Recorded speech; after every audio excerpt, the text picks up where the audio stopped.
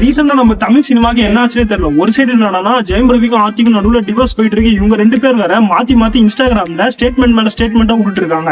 இப்ப என்னடா divorce case வந்து பாத்தீங்கன்னா கோர்ட்ல போயிட்டு இருக்கு.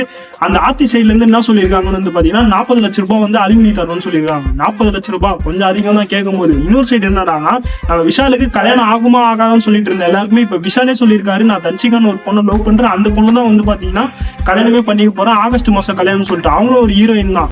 இப்ப சோசியல் மீடியால என்ன சொல்றாங்கன்னா அனகுண்டாவை மைக்கிய தன்சிகான் வந்து பாத்தீங்கன்னா ஒரு சைடு சோசியல் மீடியாவில் சொல்லிட்டு இருக்காங்க. அது மட்டும் இல்லாம ரீசெண்டா இந்த தக் லைஃப் ட்ரைலர் ரிலீஸ் ஆயிருந்தது. அந்த இடத்துல எஸ்டிஆருக்கு பேரா தான் த்ரிஷா வருவாங்கன்னு பார்த்தா நம்ம ஆண்டவருக்கு பேரா தான் வந்து பாத்தீங்கன்னா த்ரிஷாவை போட்டிருக்காங்க. எனக்குலாம் பார்க்கும்போது ஷாக்கு.